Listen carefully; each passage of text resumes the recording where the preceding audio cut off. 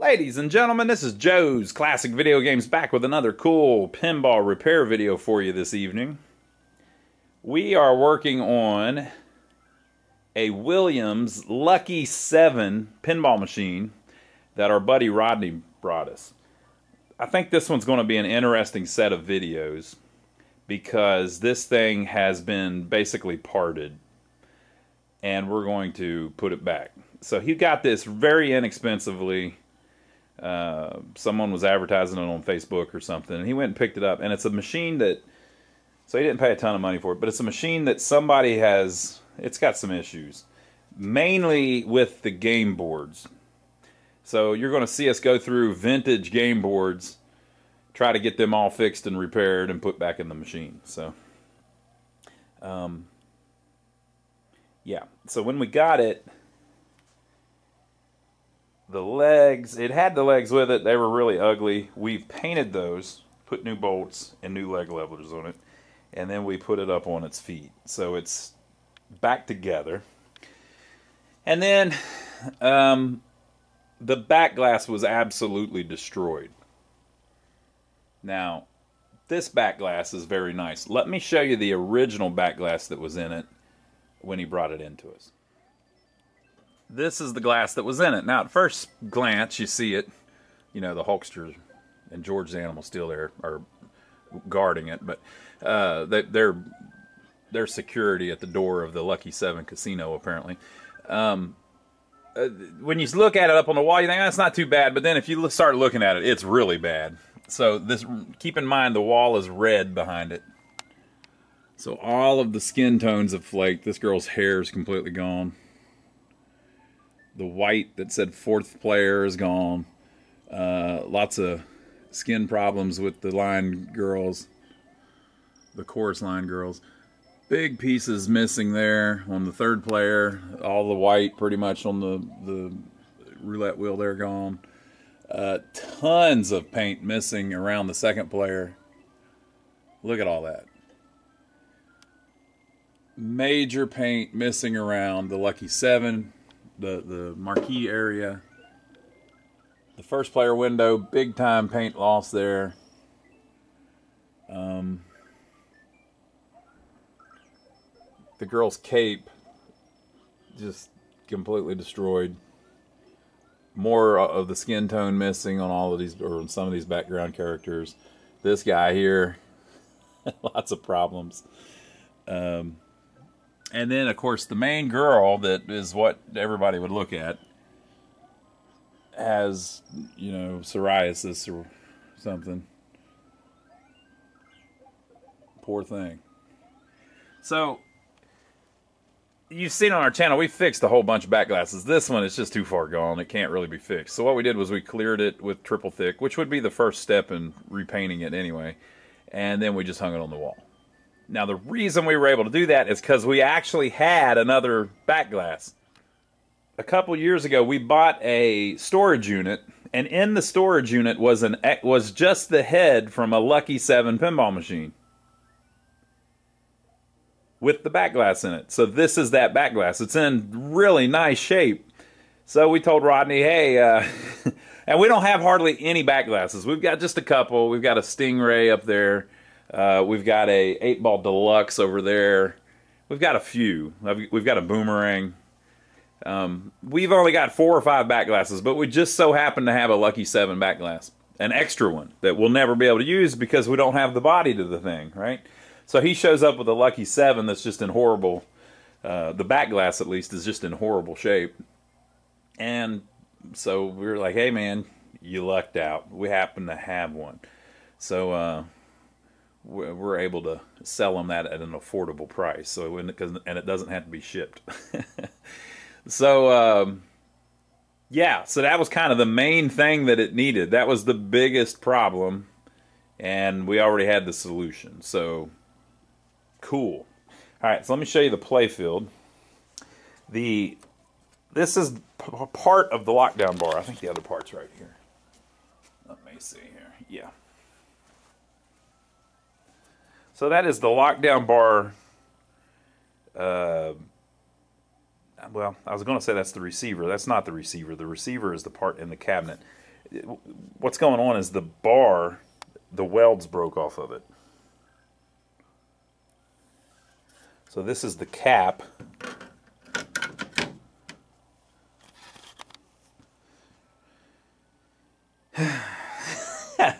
So that broke a long time ago. I think we'll ask Rodney if he just wants us to get him another one. I mean, we could probably bolt it back together, which somebody has already done or tried to do. But, you know, man, it's pretty beat up. I don't know if he'll be happy with that. He's got some pretty nice machines. So, who knows? Now, this is just pure filth. That is not damage or rust on the stainless steel side rails. It's just filth. The coin door is in pretty good shape. It's very usable. So let's check out the playfield. Got a little bit of flipper drag there, but it's not the end of the world. We'll touch that up just a little bit. Got a little bit of damage here around the inserts, but again, not the end of the world. That, you know, this is very common, pretty typical. Now, you've got this cool feature on this game where you've got three score reels that work like a slot machine in the center of the playfield. But unfortunately, the glass is cracked on the top of it, and that damn thing is unobtainium. You could make one, but it'd be a lot of work. You could have a decal made and put it on the back of a piece of plexiglass that you cut to size, and I mean, it could be done, but you're talking hours and hours and hours of work. Everything here is pretty good. You've got a little bit of planking going on over here, but that's not that big of a deal. There's a factory Mylar around the pop bumpers, so they have held up. The grill up here looked good. All of this is cool. So really, on all the plastics are complete. So really, you know, you got some, what I would call minor to, you know, I'd say that the playfield's a 6 or a 7. It's not that bad, you know. A lot of playfields are much worse. So it's pretty good shape. It's definitely savable. Playfield is definitely usable. So let's open up the cabinet and look under this sucker. Okay, this is a chime game, and luckily Rodney's chimes are still in there, so they didn't steal that yet. There's a buzzer here for something. I can't remember what that was for. And then the manual and everything is in there. It's been thrown around. So let me pull out some of that and see if there's anything interesting in there. I just wanted to make sure there wasn't any names and numbers. Sometimes it'll have, like, it'll say, call Dan for repair, and it'll have some dude's phone number, and now he's 65 and he ain't happy that you're calling him at his house 20 years after he left that inside of a pinball machine. But it does have a really nice set of all of the paperwork that came with it. Look at this. Man, that's cool. All this vintage, you know, this is kind of like a private document, kind of, you know what I mean? Like, this came with it if you bought a pinball machine. That's how you got this. So operators had them, but if you were like a player, you never saw this. So this is cool stuff, you know? Now, all of these Williams ones are pretty much available on the Internet Pinball Database. Most of this stuff is on there. So, but it's still cool to have the actual paperwork, you know? That is so cool. And then here's the operator warranty card or whatever. Operator, please fill in card and return. The name of the product, the serial number, the date purchased, dealer from whom purchased, your name and address. Was this game received in good condition? Were any adjustments necessary? If so, what adjustment? What manufacturer's games do you prefer? Williams, Bally, Stern, Chicago Coin. I guess at this time Chicago Coin was Stern. Or Gottlieb. Why? Suggested improvements. Well, I bet they got an earful. Probably not. Back in the day, people were probably more civilized. Postage will be paid by addressee. No postage necessary if mailed in the United States. Very cool. And then some of the little inserts that you put in the... It has different things depending on what it's set on. And then this is, it says, corrections to Lucky 7 instruction manual. Now, if you haven't seen my videos before, and you haven't been into pinball repair much, this is something that may be very foreign to you. This is what used to happen when you bought an electronic device. They're showing you the board layout, a complete bill of materials,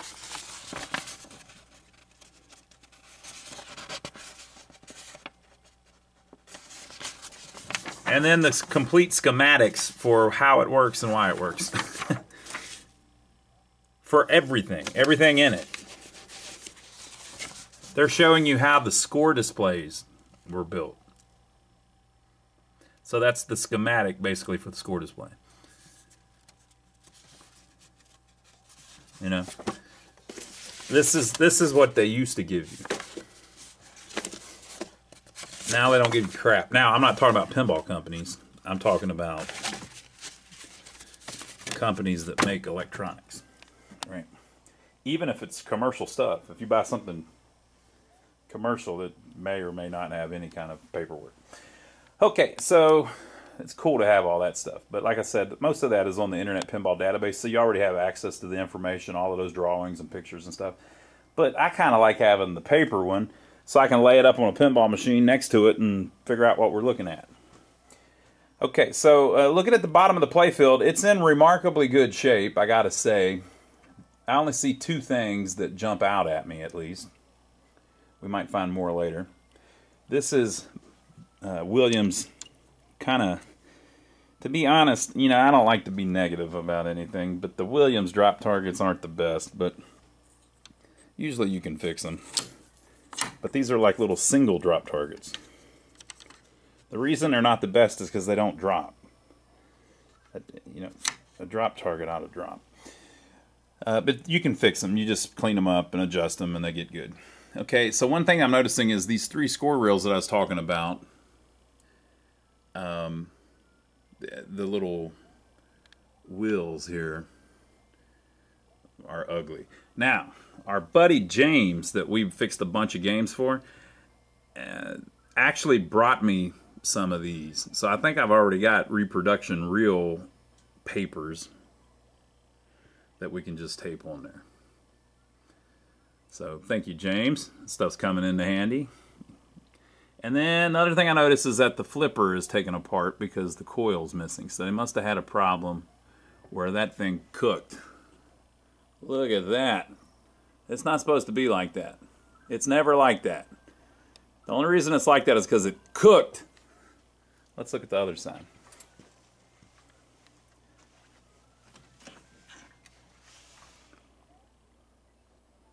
See how this one isn't like that at all? It's because it's never cooked. But that one cooked. That's no big deal though. You can buy brand new coils, no problem at all. Very inexpensive. It's no problem. It's no problemo. One thing I want to point out, this is a little bit later, this one, but we did a Williams hot tip pinball machine. This is something that you may not know if you don't mess with a lot of these. We did a Williams hot tip pinball machine, which was their first solid state game, I believe, or you know, it was like the first one released or something like that. And if you look on here, see how it says instruction manual for Lucky 7 solid state, and it's from March of '78. You're right there at the beginning. You're right there at the beginning of their solid state games. Now there is a serial number on these somewhere.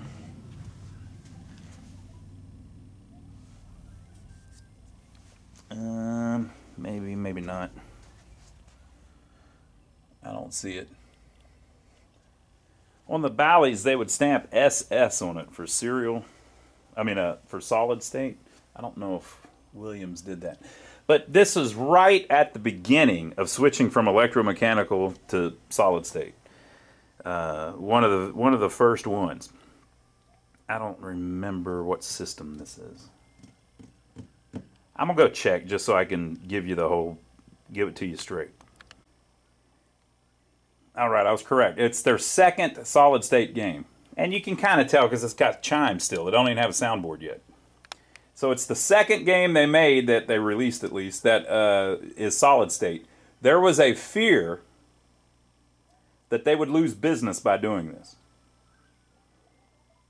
So in some ways it was cheaper to go solid state because they lost all the stuff in the bottom of the cabinet. All of those relays, the score motor, all of that stuff that they needed, they didn't need anymore. But they needed the PCBs, so it kind of offset it, right? They may have actually been more expensive, but they got rid of all of the score reels in the back box, all of those relays, the player unit, all that stuff. The coin unit. They didn't need any of that anymore. They could do it all digitally. That was, the way of the future. But they weren't sure that players were going to like it.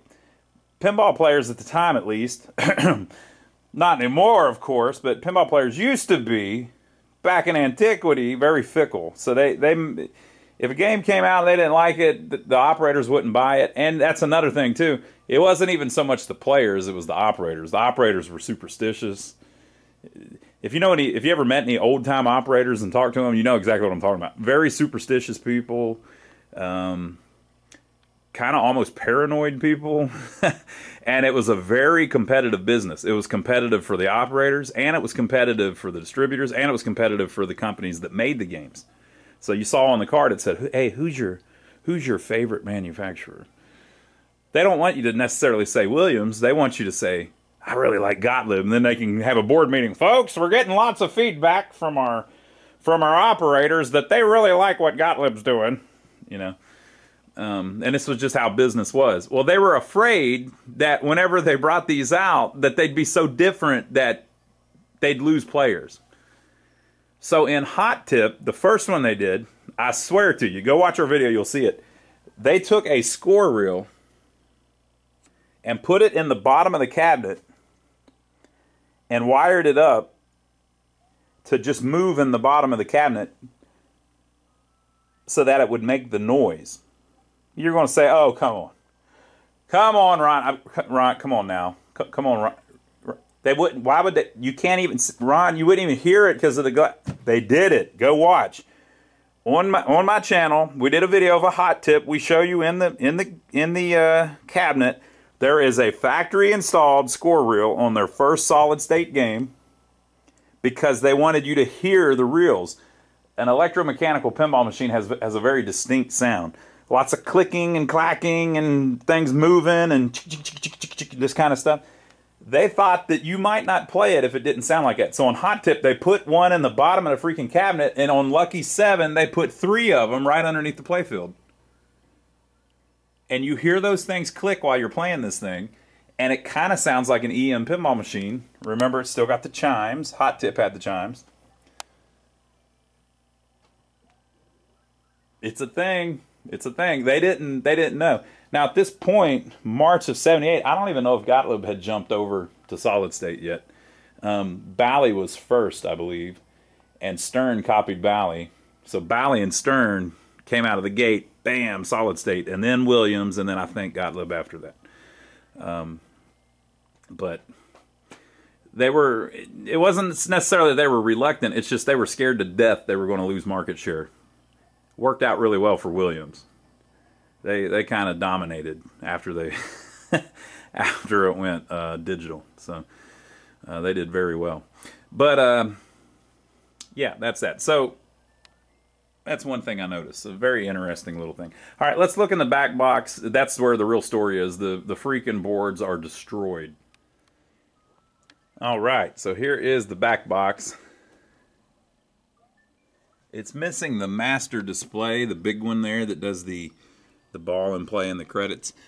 And that also controls the other 4 displays.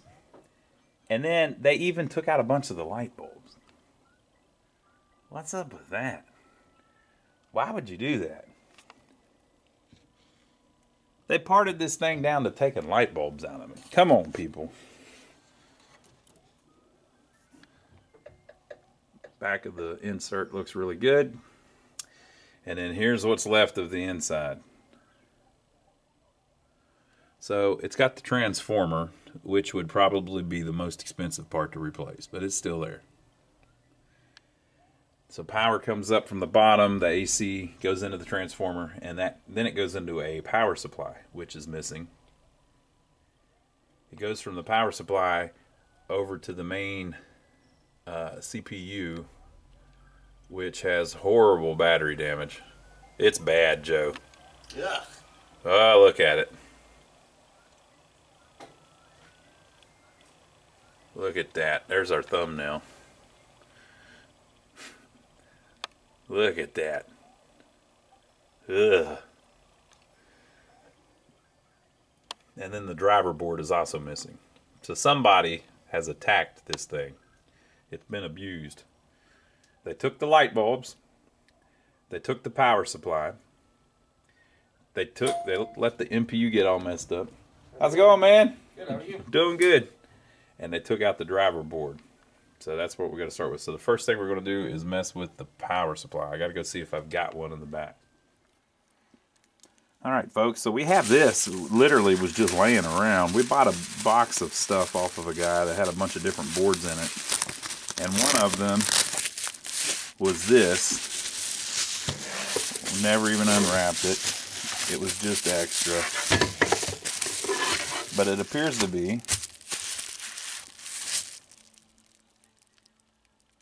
I got it upside down. That's how it goes. That appears to be a Williams System 3 power supply, Joe. That's what we need. That's exactly the board that's missing out of it. Yep. Maybe that guy is the one that parted it. And he took the board and wrapped it up. I don't know. But yeah, this is from a completely different place. These things are very common. They're all over the place. And they make brand new ones. So you can buy a new one for about $100. But we're going to use this original one and fix it. It may work fine. You can tell this is an early one too because of these two yellow capacitors. They got rid of these after System 3 at some point. So after the first 2 or 3 games, they got rid of these. These were to provide like a separate high voltage to the displays. This is your display voltage up here. These were like this separate line that was like 400 volts or something. And it was used to like keep the displays warm, basically. Something like that, right? And they figured out after a while that you didn't need the 400 volts. You could just use the 100 volts that they use for the... that they typically use for the displays. So one of these is plus 100 and one of them is minus 100. And these were involved in creating this separate voltage. So on the newer versions of the power supply, they just joined the pins together, making them backwards compatible. So if you put them in an older game, it works too. But these work as well. So whenever you rebuild it, though, you never really have to replace these. Now watch this be the first one in history that you do, but in general, you don't have to replace them. So what are we going to do? I'm going to reflow all the connectors. Let's see how bad it looks. How bad do the connectors look? So this is your high voltage that we were just talking about. Okay. And then this is like 5 volt, 12 volt, and ground going on here. They're not that bad, but they definitely need some fresh solder. These are connectors for the lamps and the solenoid voltage. And then these are the connectors that come from the transformer, basically. So I think that'll be a nice, good candidate. That's a nice, clean one. So we'll resolder that. We're going to replace this main cap. Replace this one while we're at it. And replace these two for the display, because this particular game is going to have original displays. Or I suppose it is. We'll talk with Rodney. He might decide to put LEDs in it. But I usually replace these two. These diodes here rectify the 12 volts. And on the original board, they're a little cooked usually. So we might beef them up with like some 6A4s or something. But it just needs cleaned up a little bit. And I'll test this regulator here that turns the 12 into 5. It's a 78H05. Completely different than a 7805. Took me a while to figure that out. The 7805 is rated for like 1 amp. The 78H05 is rated for like 5 amps or something. Alright, so I'll work through it a little bit. Alright, so there's the new diodes. I put 6A4s just because I've got a ton of them. That's just because I actually have them in. These are much lower amperage, although I think these may have been added in before. So these may have been better than the originals. It's an MR501. Well, I don't know. It says 79, so that's probably an original one. MR501. You'll get these every once in a while where those things are just cooked. The only problem is they're just a little undersized. But these are probably oversized, so it'll be all right. Okay, next up, let's get rid of this sucker. This is a 12,000 microfarad 15 volt DC, or maybe 16 volt DC. So 12,000, and it's from 77, so that's probably the original one. It's about time for it to go, folks. If you don't know, electrolytics, they don't age gracefully. So that's next. Alright, people, so we've replaced it with an 18,000 microfarad 25 volt. People years ago have decided that the 12 was a little underrated. They like it being a little beefier. So we have went a little beefier. Also, Williams on their newer games switched over to an 18. So good idea to go up a little bit on these. So that's what we've done. So next thing I'm going to do is replace this one, which is 100, 160. I mean 100, 100. And both of these are 100, 160s. These are to filter the voltage for the displays. So we're going to replace the 3 of those. Now, to be honest, these two you don't necessarily have to replace, because if you have a problem with the filtering on the voltage for the displays, you just get kind of like a little bit of this going on in it. Which means if it does that, you know these caps are probably bad. But if it doesn't do that, you know these caps are probably good. But while we're here doing it, and I've got them, I'm going to go ahead and swap them out. Alright, 1, 2, 3. Here are the old ones.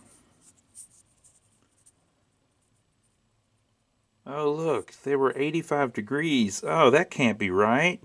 I've heard that you should only use 105. Huh. And on the original factory board, why would anybody do that? I don't see a date code.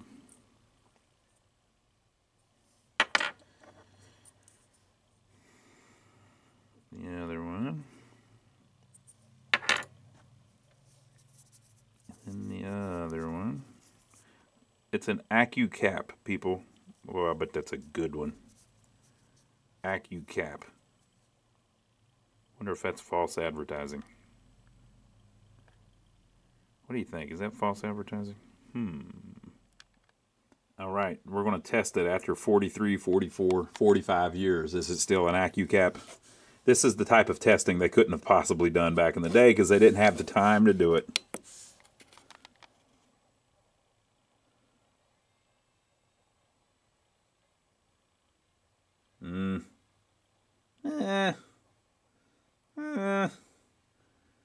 It's not really an I mean, it's not really, you know. Is it really? It's. I don't think that it's really. It's really, if you think about it, it's not. Let's try it again.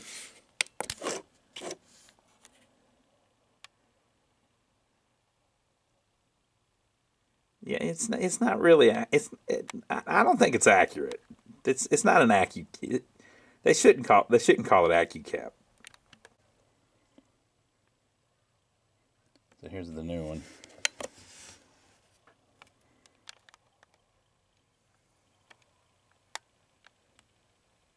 Almost identical except lower microfarad value. So it's like 5% off. The other one was 20% off. So if you're doing one of these, you can probably just leave that thing. That doesn't even work. I don't think that, in that instance, I don't think that would even matter. Okay, so next thing, I swapped these two diodes. The original ones are 1N4764s. Those are 100 volt Zener diodes. I used to just leave these. It's a common thing to swap them with 1N4763s, so that's what I've done here.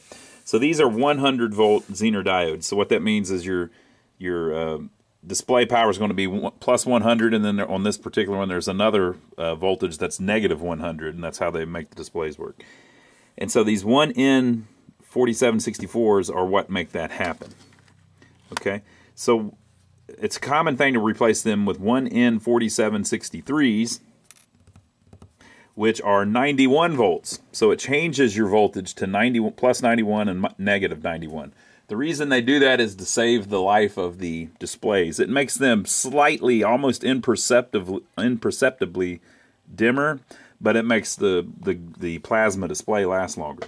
What I've found, though, is that these original ones, I used to just leave the original ones because, to me, it's it's not necessary because of that reason. But what I found was these diodes start tripping after a while. The original ones. I mean, they're really old, and so instead of your voltage being 100, it'll be like 120 and stuff like that. So I go ahead and update them. You can put the 1N4764s back in, brand new ones, but if you're going through the trouble to change them, why not do the little update and do the 4763s? Right. So that's what we put in them.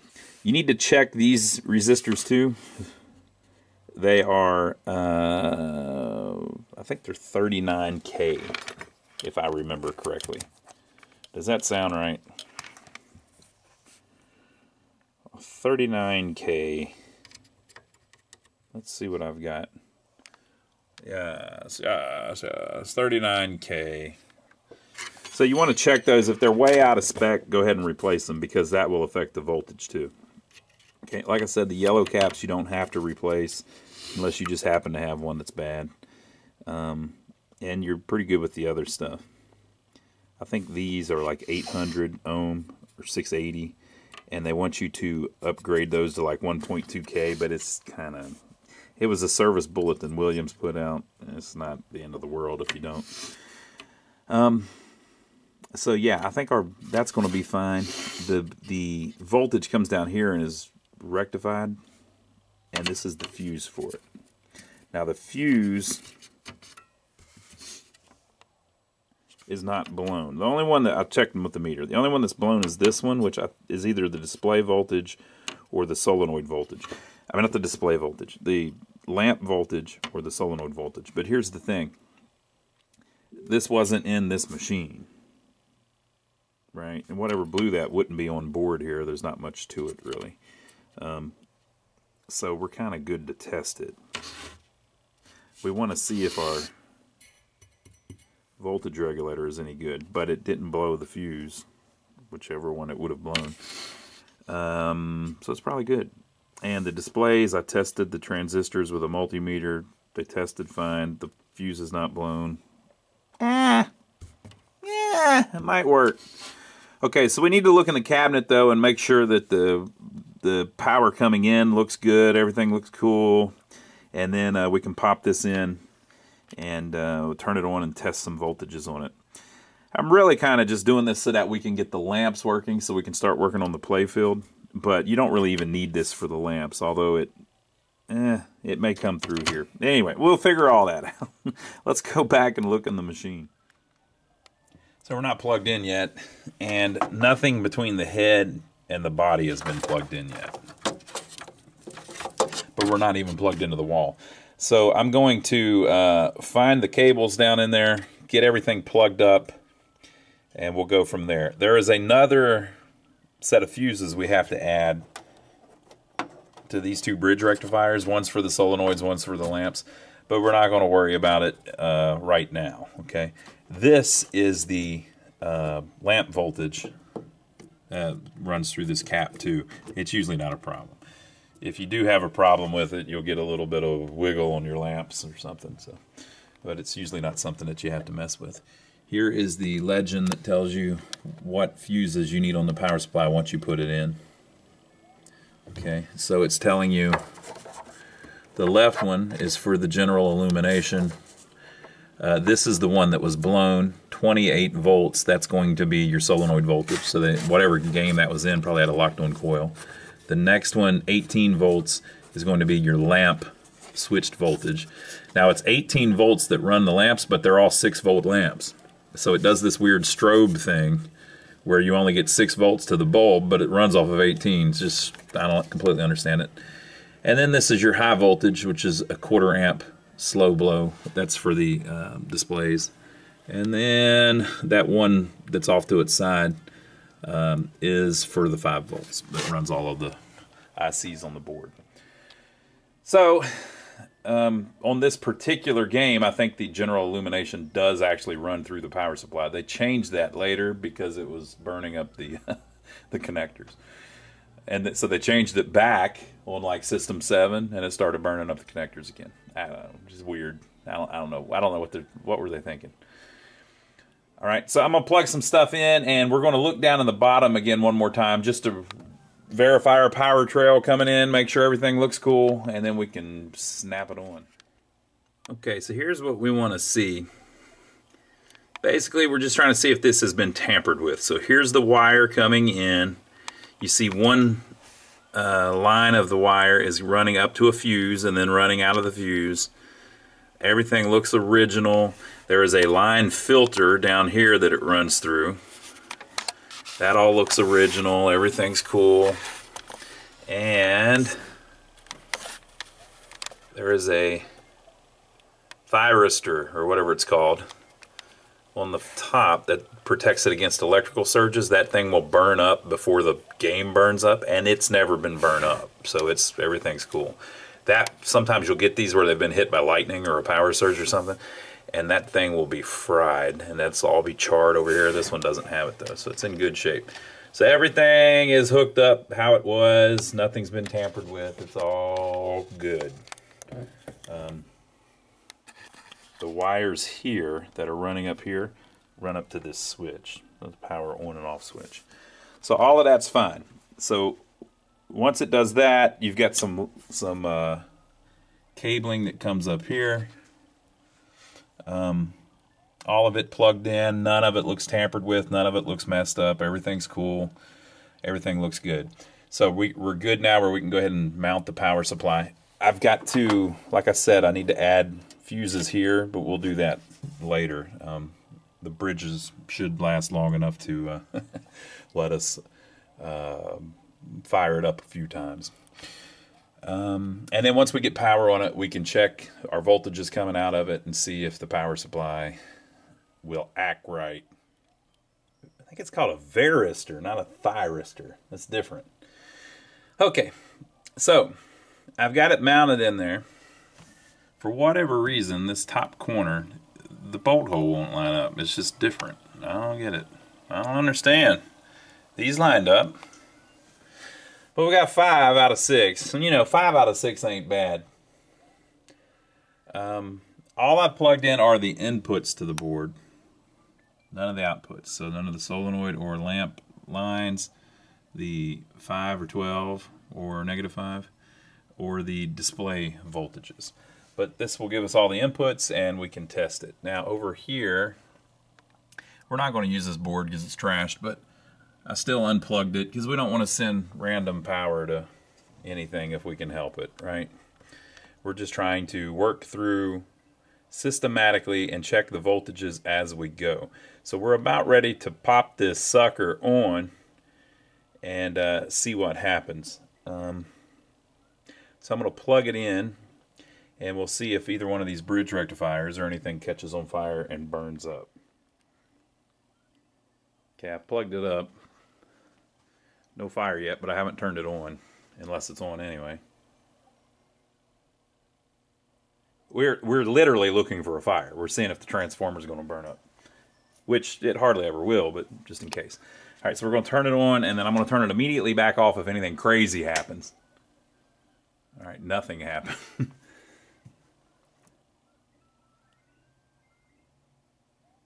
We might still have a fuse blown somewhere. The poor thing, it just can't get its poor old body to move. Okay, let me go get the multimeter. So the power coming up from the bottom comes up on these two white and red wires. And with the switch one way, we've got 3 volts. If I turn it the other way, we've got like 9 volts. All right, so that's going to be a problem with the fuse down there. Maybe it's blown. We didn't check it. Or it could be a problem with the switch. Or it could be a problem with like the wall plug. Or it could be a cut in the cord. So it takes a little bit to track it down. But let me see what I can find. Come on, people. I showed you this a minute ago, and you didn't even mention it. I showed you a close-up. Come on now. The wires broke off the bottom of the line. If the wire's not connected, see the wire? If it's not connected, it's not going to work. Why didn't you say something? I just showed it to you. And you saw that I didn't see it, but you didn't say anything. Am I making this video too cute? I don't know. I may be going too far with it. All right, so I'll get the soldering iron and put that wire back. And then we'll see if we've got 9 volts. Okay, so the bottom of that actually had spade connectors on it. The top was soldered. And the wire had just pulled loose of the spade connector. So somebody gave it a good tug at some point. But I did solder the wire back on. And I plugged it back in, so we're ready to check.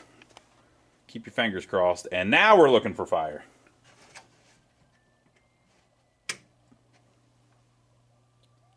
That's more like it. Yeah, that's what we want to see. And the few light bulbs that they didn't steal are lighting up. Perfect. All right, folks, so if you end up getting a System 3 that's just completely dead, hopefully this will help you work your way through it. Remember, we've got the flipper stuff hanging off. Now, I didn't plug anything in. Nothing's plugged in. So we need to figure out how we're going to measure our voltages. I think the last time I did that with a, I put a socket over that. Let me go grab one of those real quick. All right, let me see if I can get this where you can see it. There you go. Yeah, so if you take a empty socket, you can slide it over. Let me do it upside down so it's easier to get back on. Well, I can't upside down. Remember, this thing's live. It's live, people. So now, when I put my probes in, I don't have to worry about hitting the pin next to it, you know. We're just using it's as if the socket is there with no wires in it. Well, that looks a lot like 5 volts.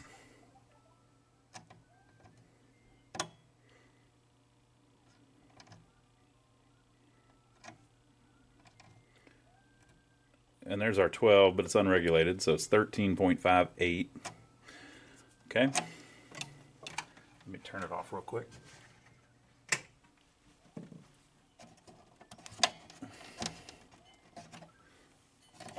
The thing is, though, it's harder to get off without the wires to pull on. You shouldn't really be pulling on the wires anyways, no. I thought it bit me. It did not bite me.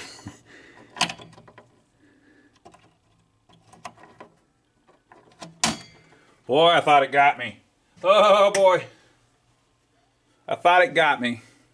Luckily, it was a false alarm. See if that's still a ground there.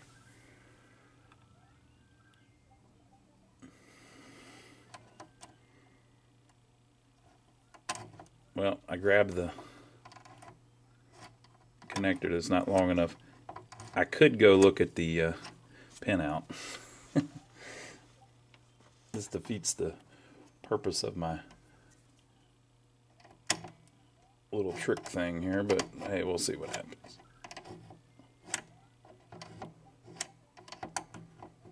Well, I've lost my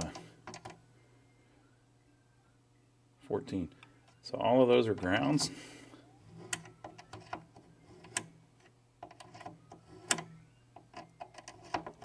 Perhaps. Perhaps all of those are grounds. Or they're not doing anything.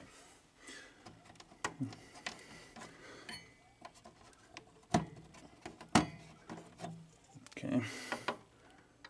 Now let's see what we've got in the way of high voltage. Come on, high voltage. One of those pins is a ground as well on the high voltage connector, but I don't have the pin out here with me, so I'm just going to wing it. There's 5 volts for the displays. That must be the key. 95 volts. Negative 97 volts. And there's your hold-on voltage. Minus 400 volts they've got running through this sucker. Crazy. Like I said, they remodeled that, redesigned it, and just used the minus 95 or whatever it was. But yeah, so we got the voltages there. So let's turn it off.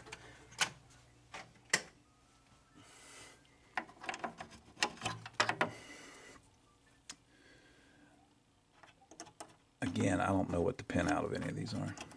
Oh, the solenoid one's blown, so I guess maybe I can check it at the fuse.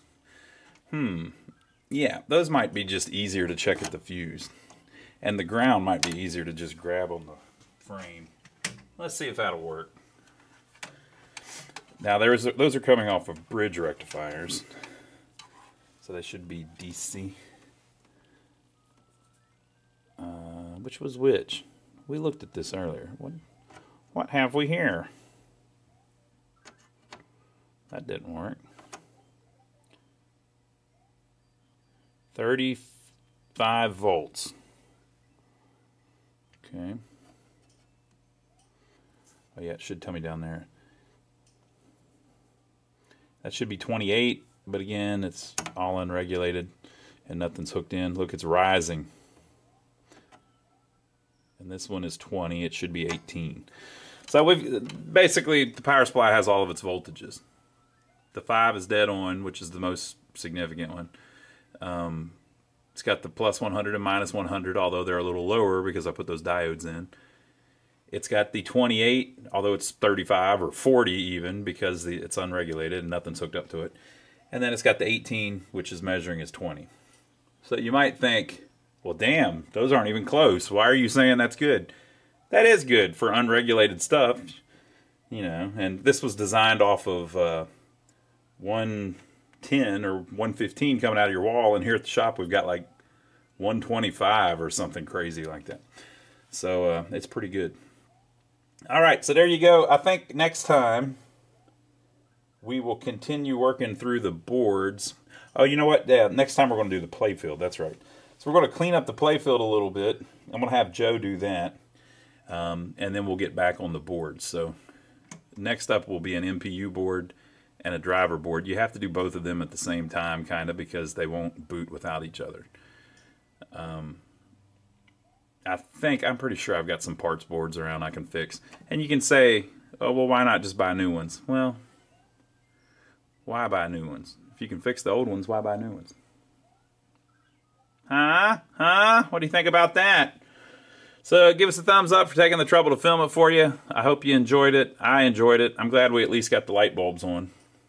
I think this one probably boots without the... You don't even need the power supply for the light bulbs, though. But